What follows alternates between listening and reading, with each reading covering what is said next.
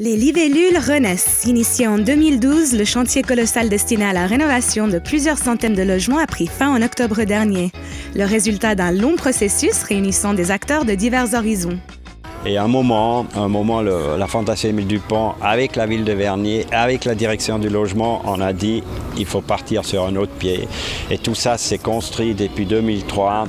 Ce qu'il faut savoir, que les libellules, c'est quand même le plus grand immeuble avec les logements HBM. Il y a 500 logements HBM, ça n'existe nulle part à Genève. La Fondation Émile Dupont, avec laquelle on a une collaboration, je dirais, sur le plan social depuis plusieurs années, est venue voir la commune en disant on va rénover les libellules, on ne va pas s'arrêter à la rénovation, on va créer des espaces à destination des habitants et nous on aimerait que la ville de Vernier, avec laquelle évidemment on a des liens très forts, puisse nous aider à les faire vivre. Longtemps associées à la précarité sociale, les libellules ont nécessité une mobilisation sans précédent. D'autres projets satellites qui visent le désenclavement de la zone sont également en cours.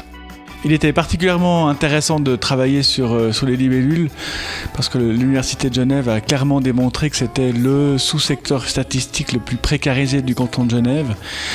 Et depuis au fond une quinzaine d'années, les habitants tirent la sonnette d'alarme. On a pris ça comme un véritable défi en fait. Le défi de déplacer plus de 1000 personnes, de transformer un immeuble occupé, de déplacer plus de 1000 personnes, de rénover 500 appartements. C'est des échelles avec lesquelles les architectes se confrontent assez peu. Ce qu'il faut comprendre, c'est que les libellules, au départ, c'est plusieurs centaines d'habitants qui sont coincés entre une zone industrielle et une route où 40 000 voitures passent. Au niveau de l'urbanisme, au niveau des conditions d'aménagement du territoire, c'est une situation qui était extrêmement mauvaise. Et tout notre travail a été véritablement de permettre de désenclaver et de dynamiser le quartier des libellules. Donc nous avons développé des projets à côté. Il y a le projet Gordon Bennett qui fait déjà une liaison. Il y a un autre projet qui va se développer sur Actaris et qui relie finalement des habitations à ces habitations des libellules jusqu'au Lignon, et ce qui permet effectivement de faire un désenclavement. Entre un agora espace, des fresques, des espaces destinés aux loisirs ou encore des plantages, la zone a totalement changé de visage. Un point qui réjouit tous les protagonistes du projet.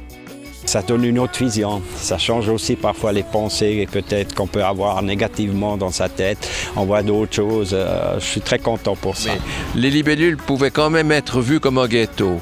Actuellement, c'est un bijou dans lequel on a envie de vivre et je crois que c'est extraordinaire. Moi j'ai été visiter des appartements, je trouve ça génial comme ça a été refait.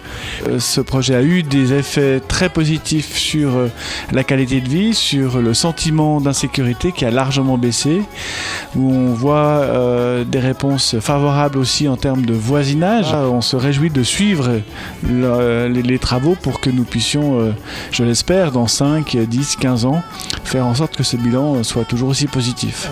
Les projets continuent et on compte bien pouvoir profiter de la bonne situation de ce secteur-là, où il n'y a pas trop de contraintes, il n'y a pas trop de nuisances, il n'y a pas d'avion qui passe, il n'y a pas de train qui passe, pour pouvoir continuer à le développer et à le rendre accueillant pour de nouveaux habitants.